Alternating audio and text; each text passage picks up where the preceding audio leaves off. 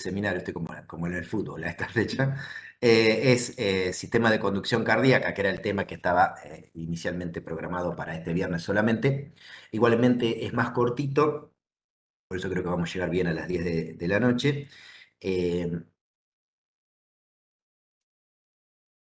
Hacemos un repaso de lo que es la estructura cardíaca, que lo habrán visto cuando vieron anatomía, y analizar que el corazón está compuesto o constituido por básicamente un músculo cardíaco, que es el que se contrae para impulsar la sangre, un esqueleto fibroso, que sirve para la fijación de las válvulas y la separación de la musculatura auricular y ventricular, un sistema vascular coronario con arterias coronarias y venas cardíacas, y un sistema de conducción cardíaca que es para la iniciación y propagación de las contracciones rítmicas. Y a esta característica de la estructura cardíaca, que es el sistema de conducción, es lo que vamos a explayarnos un poquito en esta clase, ¿sí? El corazón, como vamos a ver más adelante, tiene un sistema especial para la autoexcitación rítmica y la contracción repetitiva hasta llegar, por ejemplo, a un promedio de 100.000 veces por día de contracción rítmica, ¿sí? Y esto se genera por un sistema que genera impulsos eléctricos rítmicos que inician la contracción del músculo cardíaco y que conduce estos estímulos rápidamente por todo el corazón, que es lo que vamos a ir viendo más adelante en las diferentes vías de conducción cardíaca.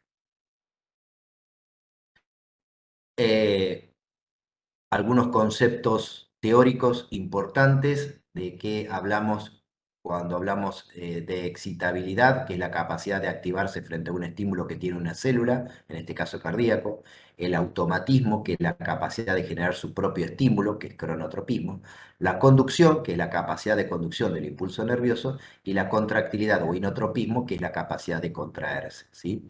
Eh, los cuatro son importantes, obviamente, pero lo que van a ver que en el transcurso de las clases van a encontrarse mucho con este término. Cronotropismo, ¿sí? Que es el automatismo, va a hablar de efecto cronotrópico positivo, negativo, va a aparecer mucho esta palabra, y el inotropismo, es esa capacidad de contraerse, ¿sí? Cuando aumentamos el inotropismo cardíaco o el inotropismo cardíaco va a disminuir. Entonces son términos que se van a ver con relativamente frecuencia, ¿sí?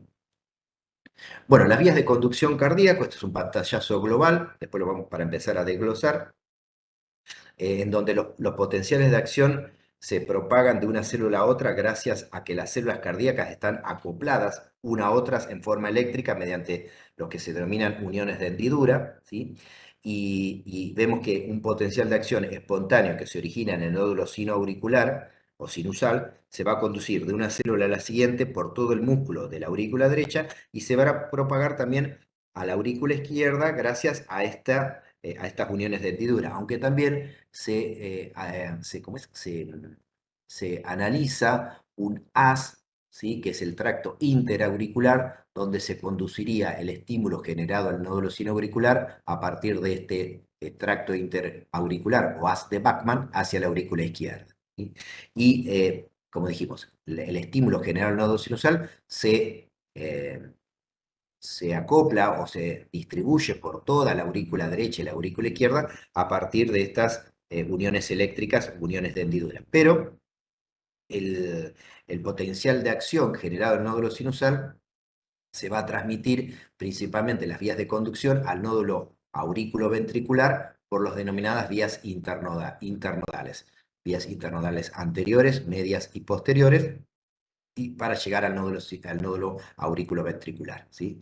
En el nódulo auriculoventricular sufre un retraso la conducción por las características del nodo auriculoventricular, que ese retraso digamos, está previsto o preparado fisiológicamente para darle tiempo a que luego la conducción o el estímulo viaje por el haz de His, ¿sí? Que es este tronco inicial para dividirse rápidamente en la rama izquierda, ¿sí? Y la rama derecha.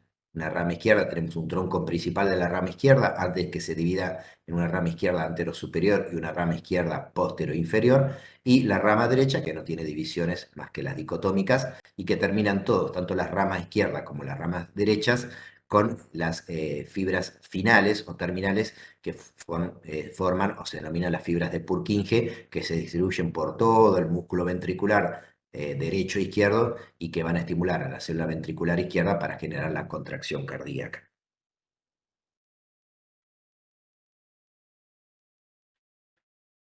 Como habrán por ahí visto ya anteriormente, en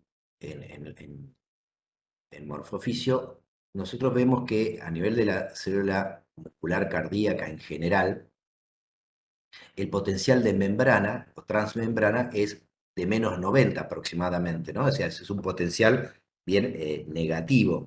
¿Y por qué se genera este potencial de membrana en reposo negativo en la célula cardíaca? Generalmente está, generalmente no, esa negatividad interior en el potencial de membrana está dado por la movilización de los diferentes iones del interior de la célula al intersticio que generan, digamos, más salida, por decirlo de alguna manera, de cationes hacia el exterior y más persistencia de aniones en el interior, lo que le dan la negatividad interior al potencial de membrana, ¿sí? Uno de los que participan o que son aportantes a este volumen, a esta negatividad del potencial de membrana, es la bomba sodio-potasio ATPasa, ¿sí? Participa con un pequeño porcentaje, -4 milivolts, pero bueno, es uno de los participantes a la negatividad de la membrana. Y la mayor participación para generar un potencial de membrana en reposo de -90 es lo que aportan la fuga de sodio y potasio que se movilizan a favor de gradientes de concentración, ¿sí?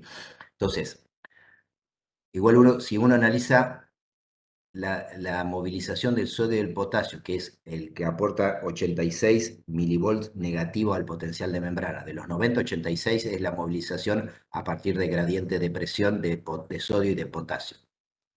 Entonces si uno se le pone a analizar, decir, pero ¿cómo? Yo tengo más potasio en el interior, por lo cual, por gradiente de concentración, sale potasio, como indica la figura. Y tengo más sodio en el exterior, que también es positivo, e ingresa por gradiente. Bueno, justo estoy viendo en la bomba, ¿no? Pero eh, saquen la bomba acá, vamos a suponer que acá está el canal de sodio, que no es por la bomba, sino por el canal de sodio de gradiente, que ingresa sodio. Sale potasio, ingresa sodio. Salen cargas positivas, listo, me favorece la negatividad, pero entra cargas positivas. Entonces, ¿cómo es que me da tendría que ser neutro? No, en realidad, ¿por qué? Porque esta movilización a favor del gradiente siempre es mucho mayor porque es más permeable la salida de potasio que la entrada de sodio. Por eso, a pesar de que salen cargas positivas y entran cargas positivas con el sodio, son mayores las cargas positivas del sodio, del potasio que salen, que las cargas positivas del sodio que entran, y eso es lo que contribuye al potencial de membrana de -90. Y otro que aporta para que este potencial de membrana sea de -90 es la entrada, acá sí por gradiente de presión, del cloro que tiene una carga negativa, ¿no? Esto es digamos, cómo se genera el potencial de membrana o cuáles son los canales y la movilización de iones que intervienen en la generación de este potencial de membrana de reposo de -90. Y después analizar qué canales son los que se abren y se cierran para cuando se genera un potencial de acción. O sea, pasamos a estar en reposo a generar un potencial de acción. Y acá, en la generación de este potencial de acción, vamos a tener los canales rápidos de sodio, ¿sí? Los canales lentos de sodio-calcio, que están acá en el extremo derecho, los canales de potasio y los canales rápidos de calcio. Esto lo vamos a ver con cada potencial de acción que analicemos, principalmente el potencial de acción del nódulo sinoauricular y del aurículo ventricular, cuáles son los canales que están más no sé, influyen más en el potencial de acción en cada uno de estas estructuras. No es lo mismo el potencial de acción del nódulo sinoauricular que el potencial de acción de la célula muscular cardíaca, auricular o ventricular. Eso lo vamos a ver más adelante. ¿Por qué? Porque son diferentes el potencial de membrana en reposo, son diferentes los canales que se abren para generar el potencial de acción y demás. Bueno, si empezamos a analizar, bueno, las vías de conducción, o el sistema de conducción cardíaco, arrancamos obviamente por el inicio, que es el nódulo sinusal o nódulo sinoauricular, ¿sí? Eh, es también es denominado o es el principal marcapasos que tiene el corazón. ¿Por qué? Porque su despolarización espontánea, tiempo dependiente, da lugar a un potencial de acción, ¿sí? Y constituye el marcapasos normal más rápido que tiene el corazón porque tiene una frecuencia de descarga intrínseca de unos 60 latidos por minuto, ¿sí? La ubicación anatómica del nódulo sinusal tiene una forma medio elipsoide, aplanada, de aproximadamente 3 milímetros de ancho por 15 de longitud, y está localizada en la parte posterolateral y superior de la aurícula derecha, muy ligeramente inferior a la desembocadura de la vena cava superior, ¿sí? Y estas fibras del nódulo sinoauricular se van a conectar directamente con las fibras musculares auriculares, como dijimos, por las conexiones de hendidura, para transmitir ese potencial de acción, ¿sí? Y se van a transmitir al nódulo auriculoventricular a partir de las vías internodales anterior, media y posterior.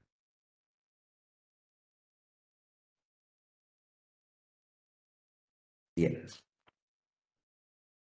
Bueno, Profe, acá lo que... Sí, no sé eh, quién... yo no comprendí muy bien qué sería la despolarización. Ahora la vamos a ver acá. La Gracias. despolarización es esto. Vamos a ver la despolarización o el potencial de acción que se genera en el nódulo sinoauricular, ¿sí? Y acá abajo lo vamos a hacer en forma comparativa, como van a ver qué diferente es a la despolarización del músculo ventricular, o también podría ser auricular porque tiene la misma característica de potencial de acción. Nosotros dijimos que en la membrana tenemos un potencial de membrana en reposo y un potencial de acción, que es cuando se abren diferentes canales, que hace que cambie este potencial de membrana en reposo. ¿Para qué? Para cambiar los valores y generar lo que se llama un potencial de acción, que es la excitabilidad, ¿sí? Y por el cual se transmite el impulso nervioso, ¿sí? O el impulso cardíaco. Entonces, vamos a analizar qué es un potencial de acción o cómo se genera la ritmicidad y el automatismo en las fibras sinusales. Primero, las fibras del nódulo sinusal, a diferencia de las fibras musculares ventriculares o auriculares, que no tienen esta característica de automaticidad y ritmicidad, primero tienen un potencial de membrana menos negativo que el músculo ventricular. Acá va a ver que está en -80. Dijimos que el potencial de membrana promedio es de 80 o 90, dijimos recién, pero bueno, acá la figura lo ponen como 80, ¿sí? El potencial de membrana en reposo, podríamos decir, del nódulo sinusal es de -65. Ya partimos de un potencial de membrana menos negativo. Para generar un potencial de acción se tiene que empezar a despolarizar la célula, ¿sí? O sea, hacerse cada vez menos negativo hasta que alcanza un potencial umbral que está en el nódulo sinoauricular. El potencial umbral de descarga se denomina, está en -40 milivoltios de potencial de membrana, ¿sí? Partimos de un potencial de reposo de -65 y cuando llega a -40 se genera el potencial de acción. ¿Y qué hace que esto vaya subiendo, este potencial de reposo se vaya haciendo cada vez menos negativo hasta llegar a 40 y se genere el potencial de acción? La fase 4, que es la apertura de los canales lentos de sodio-calcio, ¿sí? La apertura de estos canales. Entonces, si yo tengo apertura de los canales lentos de sodio-calcio, va a entrar sodio, va a entrar calcio al interior de la célula, son cationes, por lo cual van a entrar cargas positivas, me van a empezar a hacer cada vez menos negativo, y acá se genera, llego al umbral de -40 y se genera el potencial de acción. ¿Y qué genera el potencial de acción? Esta fase cero de un rápido aumento del potencial, con pasar rápidamente de -40 a cero o más de cero de potencial de membrana. La apertura de los canales rápidos de calcio, ¿sí? Estos canales. Obviamente, por eso se llaman rápidos, ¿no? Aumentan los canales rápidos, ingresa mucho calcio rápidamente. Entonces, cuando llegó el potencial de umbral, ingresa un montón de calcio rápidamente, entonces el potencial de membrana pasa de menos negativo a positivo. Y después, ¿cómo vuelve otra vez a su potencial de reposo? Se cierran los canales rápidos de calcio y se abren los canales de potasio. Entonces, si se abren los canales de potasio, el potasio recuerdan que sale por gradiente de concentración. El potasio está mucho más eh, concentrado o mayor cantidad en el interior de la célula que en el exterior. Entonces, va a salir cargas positivas. Si salen cargas positivas, digamos, me va a llevar a la negatividad normal de la célula, ¿sí? Y vuelve a generarse el impulso otra vez, ¿sí? Esto es lo que es el potencial o el automatismo de la célula del nódulo sinoauricular que tiene esta morfología, ¿sí? Una fase 4, canales lentos sodio-calcio, una fase 0, canales rápido de calcio, y una fase 3 de los canales de potasio. Y después se repite. Esto es rítmico, ¿sí? Por eso es automática, ¿sí? Normalmente esta célula ventricular no tiene una despolarización automática como tiene el nódulo sinusal. Necesita un estímulo, ¿sí? El estímulo lo va a dar, digamos, el estímulo digamos, que generan, por ejemplo, las fibras, las fibras del nódulo sinusal, las fibras de Purkinje, todo eso van a generar un estímulo que me van a alterar el potencial de membrana, ¿sí? Y acá en la fase cero, en el potencial de membrana del músculo ventricular o auricular, no está dado por los ingresos, por el ingreso de calcio, sino por el ingreso de los canales rápidos de sodio. Pero bueno, eso lo vamos a ver más adelante, lo que es este potencial de acción. En el potencial de acción del músculo ventricular tenemos fase uno y fase 2 que no hay en el potencial de acción del nódulo sinoauricular, ¿sí? Profe, Bien. Profe, eh, ¿Sí? en sí los canales lentos, o sea, no entendí bien qué sería lo que haría que se abran los canales lentos, que son los primeros que se abren, para poder que se vuelvan, o sea, llegue a -40. Pero, ¿cuál sería, digamos, el estímulo para que se abran los canales No, lentos? no, bueno, digamos, no hay un estímulo, hay una Ajá, característica propia de la célula del nódulo sinusal que tiene esta característica que no necesita un estímulo como si lo necesita el músculo auricular o ventricular para despolarizarse. Esto es automático. Normalmente cuando se llega a esta fase a -65, automáticamente empiezan a abrirse sin necesidad de ningún estímulo. Después vamos a ver que hay, por ejemplo, por estimulación simpática o parasimpática, yo voy a tener mayor frecuencia o mayor pendiente de despolarización o la pendiente lo hago más lenta, pero siempre esto va a estar funcionando, ¿sí? Salvo alguna patología. Pero esto es automático, por eso es automatismo. No hay ningún estímulo para que se abran los canales lentos de calcio. Siempre va a haber apertura siempre obviamente es secuencial esto, hay apertura, sí. canales lentos, después a los canales rápidos, después los canales potasio, después vuelven a abrirse, pero esto es automático, ¿sí? O sea que el automatismo solo se refiere al nódulo sinoauricular. Sí, en este caso al nódulo sinoauricular, las células que tienen capacidad, no todas las células cardíacas, de hecho no, obviamente, tienen esta característica de excitabilidad, ¿sí? O automatismo, las tienen solamente las células del nódulo sinoauricular, las células del nódulo aurículo-ventricular y las células de Purkinje, ¿sí? Esas son las únicas células del sistema de conducción que tienen la propiedad del automatismo, de la despolarización automática, sin necesidad de un estímulo que lo haga, ¿sí? Como si necesita el músculo ventricular, que si no tuviera el estímulo de estas células automáticas, no generarían potenciales de acción. Bueno, después tenemos las vías internodales, las que dijimos. Las vías internodales son las vías en donde se conduce el impulso o el potencial de acción que se genera en el nódulo sinoauricular al nódulo aurículo-ventricular, ¿sí? Son las vías internodales o las vías internodales interauriculares y puntualmente el nódulo auriculoventricular.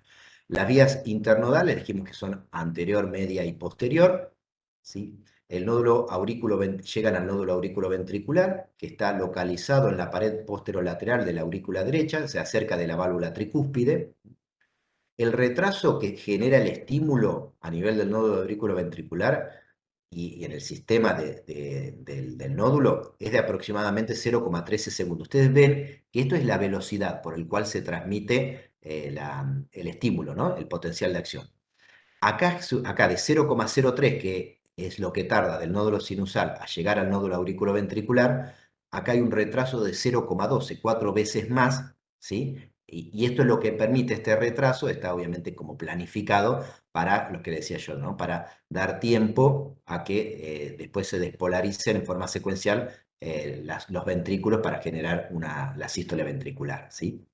Entonces, el retraso en el nódulo auriculoventricular de 0,12 segundos, 0,13, añadido al retraso inicial de la conducción de 0,03, que va del nódulo sinusal al nódulo auriculoventricular, eh, hace que haya un retraso total de 0,15 o 0,16 segundos antes que la señal excitatoria llegue finalmente al músculo ventricular, que es el que se está contrayendo. Era lo que decíamos recién, ¿no?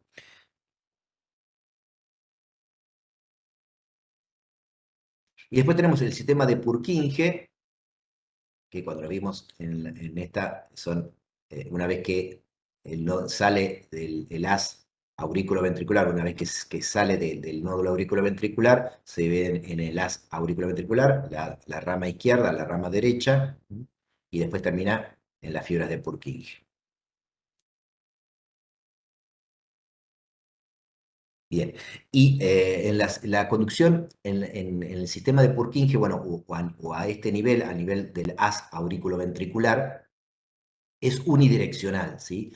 Y esta barrera fibrosa que está en el haz auriculoventricular o que atraviesa el haz auriculoventricular impide el paso de impulsos cardíacos entre el músculo auricular y ventricular que no sea por esta vía, ¿sí? Eso es una de las funciones que tiene esta barrera fibrosa continua para que la conducción sea unidireccional y que no haya transmisión de impulsos aberrantes por otro sector que no sea por este, que no haya vías alternativas de estimulación de aurícula a ventrículo que no sea por esta vía. En forma patológica puede haber lo que se llama estimulación aberrantes, ¿sí? O circuitos aberrantes, donde hay haces anómalos que por ahí atraviesan esta barrera fibrosa y estimulan al ventrículo por una vía alternativa, digamos, ¿no? Pero esto es lo que ocurre normalmente, ¿sí? Entonces, esta barrera fibrosa, como decía, continua impide el paso de los impulsos cardíacos entre el músculo auricular y ventricular que no sea por el haz auriculoventricular. Y las fibras de Purkinje son las fibras finales, ¿sí? de este sistema de conducción, son fibras grandes, transmiten potencial de acción a una velocidad muy importante, ¿sí? Aproximadamente 6 veces mayor que las del músculo ventricular normal y 150 veces mayor que la de algunas fibras del nódulo auriculoventricular, ¿sí? Son fibras grandes de conducción muy, pero muy rápida. Profe, disculpe, tengo una consulta. ¿La presencia de estos haces de fibras inusuales que contacten con la parte del lóbulo auriculoventricular puede generar algún tipo de arritmia, ¿no? O sea, genera Claro, arritmias a nivel del corazón que lo alteren? O sea, sí, exacto. Alteran, claro, exacto. Estas vías aberrantes que pueden existir en condiciones patológicas, la expresión clínica son eso, en diferentes tipos de arritmia. Hay tantos tipos de arritmia como conducciones aberrantes puede haber, ¿sí?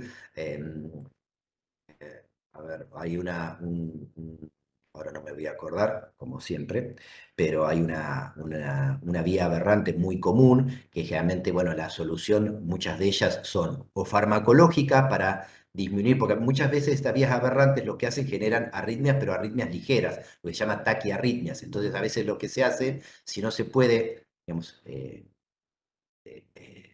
anular esa vía aberrante, se la controla con fármacos que por lo menos no disminuyan la velocidad de conducción, porque muchas de esas vías aberrantes, al saltear esta vía unidireccional, generan contracciones arrítmicas, digamos, ¿no? Porque el corazón se va a contraer por el estímulo que le llega normalmente por acá, pero se va a contraer por esta vía aberrante. Entonces generan taquiarritmias, ¿sí? Doble contracción, y eso muchas veces se controla farmacológicamente con fármacos que bajen la frecuencia cardíaca y muchas veces cuando son arritmias que no se pueden controlar farmacológicamente, la corrección es quirúrgica, ¿sí? Se hace ¿cómo es?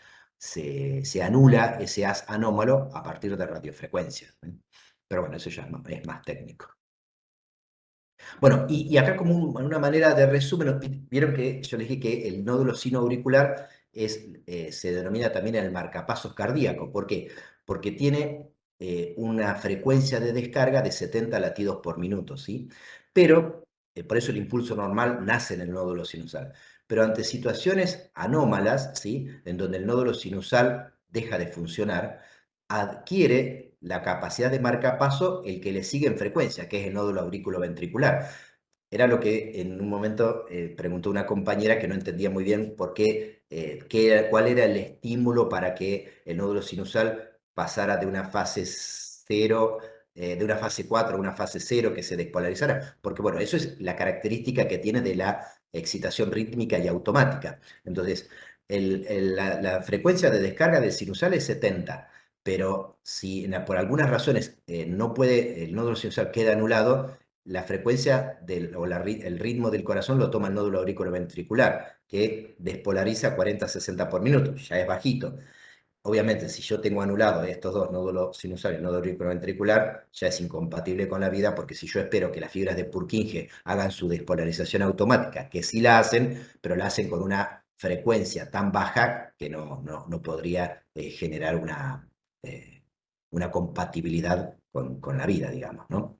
Y bueno, y lo que decíamos recién, los marcapasos ectópicos son a veces, aparte de tener conducciones o vías aberrantes, a veces en situaciones patológicas, algunas células adquieren en forma, bueno, como dije, patológica, capacidad de excitación rítmica y automática. Y ahí se generan los denominados marcapasos ectópicos, patológicos porque son fuera de los que ya están constituidos fisiológicamente. Y ahí se generan, bueno, todo tipo de arritmias cardíacas, ¿no? Y ahora, como para ir más o menos finalizando, recordar que el corazón tiene una inervación autónoma. Esa inervación autónoma está dada por el sistema parasimpático, ¿sí? Que la inervación autónoma del sistema parasimpático a nivel del corazón está dada por los nervios vagos, ¿sí? Y estas fibras vagales se van a distribuir principalmente por las aurículas, también en los ventrículos, pero principalmente por las aurículas, ¿sí? Eh, y esta distribución básicamente auricular y no tanto ventricular explica por qué el efecto de esta estimulación vagal tiene lugar principalmente en la reducción de la frecuencia cardíaca en lugar de la reducción de la contracción cardíaca, ¿no? Entonces va a actuar básicamente en la frecuencia cardíaca, disminuyéndola, y no tanto en la fuerza de contracción, que también la disminuye, pero básicamente actúa a nivel de la frecuencia cardíaca y siempre a nivel principalmente auricular. ¿Por qué? Porque va a actuar sobre los nódulos sinoauricular y auriculoventricular. En cambio, los nervios simpáticos o el sistema simpático se va a distribuir en todas las regiones del corazón, pero bueno, a diferencia del parasimpático, principalmente su representación va a estar dada más que nada en el músculo ventricular, ¿sí? Y acá sí también van a aumentar la frecuencia de descarga del nódulo sinusal, porque obviamente también tiene representación a nivel del nódulo sinusal, va a aumentar el nivel de conducción y de excitabilidad, y actuando sobre el músculo ventricular van a aumentar la contractilidad muscular, ya sea auricular como ventricular, ¿sí? Y el sistema parasimpático, ¿qué es, digamos, cuál es la hormona digamos, que actúa en el sistema parasimpático para generar estas funciones? Se denomina la acetilcolina, ¿sí? Y la acetilcolina, bueno, liberada por los nervios parasimpáticos, van a actuar en el nódulo sinusal y auriculoventricular principalmente, ralentizando o haciendo más lenta la actividad marcapaso, principalmente por tres mecanismos. Los explicamos así, después leanlo bien, pero no es, uno dice, bueno, ¿cómo es que actúa la acetilcolina para reducir la frecuencia cardíaca? Bueno, uno es esto, reduce la corriente marcapaso. Estos canales lentos de sodio-calcio que hacían que iba entrando sodio y calcio hasta llegar al umbral para la despolarización, bueno, reducen esta corriente. Entonces, al reducir esta corriente, la pendiente se aplana. Tardo más en llegar al umbral, ¿sí? Se genera, después la despolarización es igual.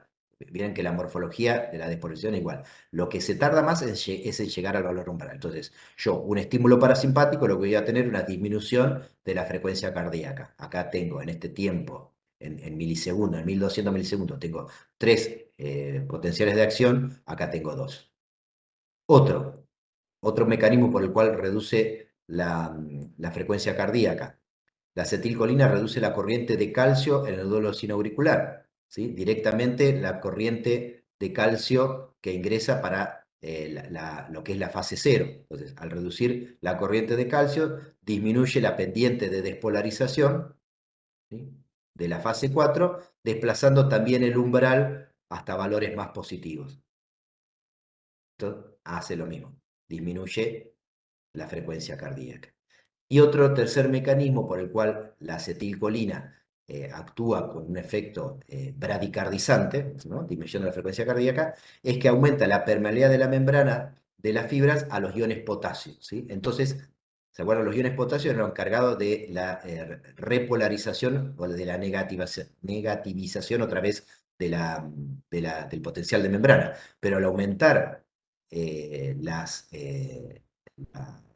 la salida rápida de potasio a partir de estimular la salida de iones, lo que permite esta salida rápida de potasio de la fibra del sistema de conducción es que aumenta o es la fibra del nódulo sinusal se hiperpolariza, ¿sí? O sea, da lugar a un aumento de la negatividad en el interior de las fibras.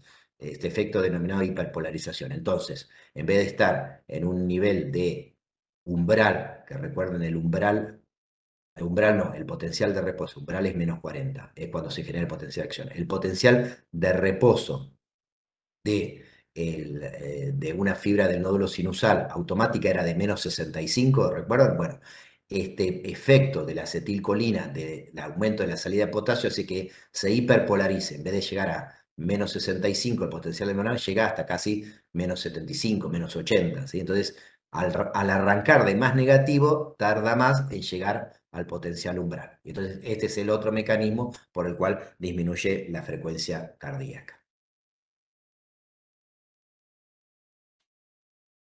Y finalmente, bueno, la estimulación simpática, bueno, aumenta la frecuencia cardíaca en seres humanos adultos jóvenes desde una frecuencia normal de 70 hasta 180 o 200 latidos por minuto, ¿sí?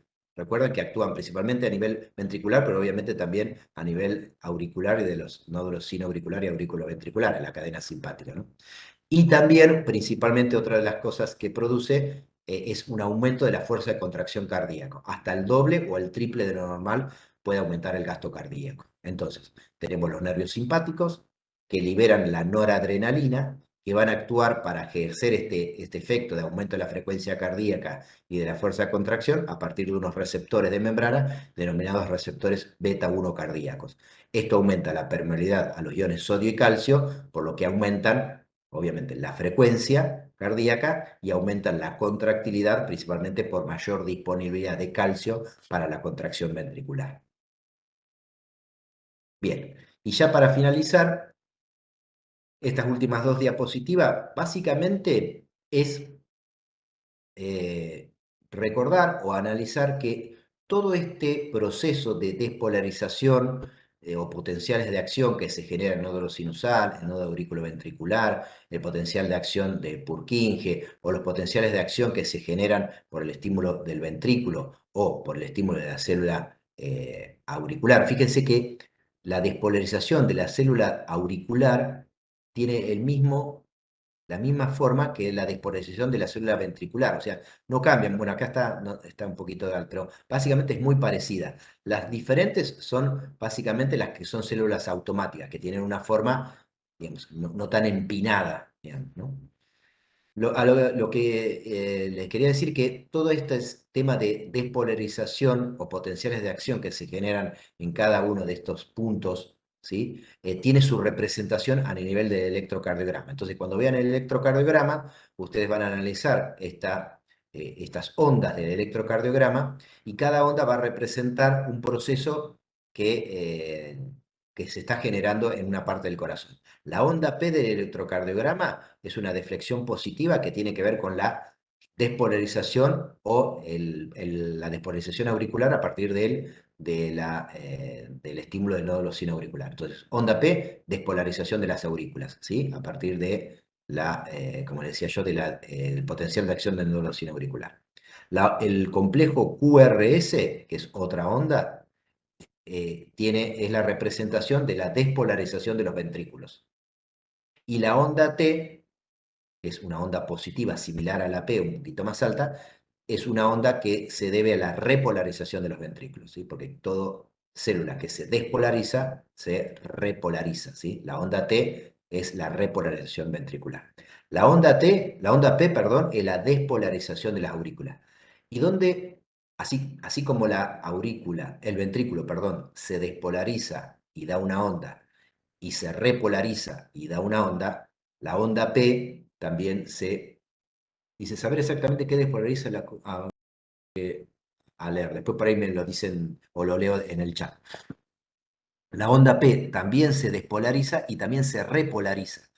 Lo que pasa, esto es un dato técnico que se los adelanto, que después lo van a ver en electro, la onda P no se puede ver, digamos, la onda de la repolarización de las aurículas no se ve porque queda tapada por la despolarización de los ventrículos. Si yo pudiese sacar del medio la despolarización ventricular, la onda de repolarización auricular sería acá. Pero como coincide con el QRS de la despolarización ventricular, no se ve. Eso lo van a ver cuando vean el electrocardiograma. Y después un dato de color, si se quiere, quizás lo han escuchado, cuando hay un aumento de la frecuencia cardíaca, generalmente por taquicardias supraventriculares, o sea, todo que se generan estímulos eléctricos taquicárdicos, digamos, arrítmicos, pero que se generan a nivel de las aurículas. Todas las taquicardias, por eso se llaman supraventriculares, ¿sí? Por encima de los ventrículos, que son las aurículas, como la taquicardia auricular, el aleteo auricular, la fibrilación auricular, son arritmias de alta frecuencia, como se ve en el electrocardiograma acá, ¿sí? Acá está, si uno sacara la frecuencia cardíaca, no sé, creo que está en 150 latidos por minuto. Cuando en este tipo de arritmias uno puede hacer una maniobra terapéutica, cuando se encuentra con una taquicardia auricular, por ejemplo, de hacer lo que se llama maniobras vagales. Maniobras vagales son maniobras clínicas que uno realiza que estimulan la actividad parasimpática para que se libere acetilcolina y actúa a nivel del nodo sinoauricular o auriculoventricular, disminuyendo la frecuencia cardíaca. Una maniobra muy común vagal es lo que se llama la compresión o el masaje del seno carotídeo, ¿sí? Cuando una persona está muy taquicárdica, y uno supone que por una arritmia supraventricular, por ejemplo, una taquicardia auricular o una aleteo auricular, uno puede hacer esta prueba o maniobra terapéutica que es estimular la actividad parasimpática, ¿sí? Y disminuir la frecuencia. Fíjense, bueno, en este ejemplo, como una acción o una maniobra vagal realizada en este paciente con esta taquicardia supraventricular, una maniobra vagal estimuló el parasimpático como hizo que bajara la frecuencia cardíaca, ¿sí? Obviamente no lo curó seguramente el paciente, eso es una maniobra, muchas veces esta maniobra es suficiente como para retornar el ritmo cardíaco normal, pero siempre hay que estudiar, obviamente, después ya más clínicamente, una situación de base por qué hace esta taquicardia del paciente. Pero bueno, un datito que les doy de qué son las maniobras vagales y alguna vez lo Pero, escuché, ¿no? profe, esa maniobra dura un tiempo, o sea, no Esta es que te maniobra vas a dura un hacer. tiempo para bajar, pero muchas veces esa maniobra de estimulación parasimpática que libera acetilcolina es lo suficiente como para reducir la frecuencia y regularizar el ritmo cardíaco, ¿sí? Una taquicardia auricular con una maniobra vagal puede durar más que lo que dura la liberación de acetilcolina, ¿entendés? O sea, es una maniobra que en la mayoría de los casos clínicos no se sostiene en el tiempo, ¿sí? Después puede volver, obviamente, pero es una maniobra que se hace, pero que se comprobó que en muchas arritmias supraventriculares se sostiene en el tiempo. No es que maniobra vagal, si no tendría que estar continuamente haciéndole maniobra vagal. Muchas veces eso hace Claro, retornar el eso ritmo normal. pensaba. Claro, no, eso muchas veces depende de cuál es la arritmia que lo genera. Una fibrilación auricular, seguramente no, pero muchas veces las taquicardias auriculares se deben a una sobreestimulación simpática, por ejemplo, ¿no? Una sobreestimulación simpática. Entonces, ¿cómo lo contrarresto? Con una Claro. estimulación parasimpática. Y muchas veces no hay una alteración patológica orgánica. Entonces, son cuestiones hormonales, si se quieren, de estimulación. Entonces, una maniobra simpática contrarrestada con una maniobra parasimpática puede ser solamente suficiente como para retornar el ritmo normal. Bueno, esta fue la última diapo, creo que terminamos más o menos en hora, sí, nos pasamos 10 minutitos bastante bien, por ser que estábamos con dos temas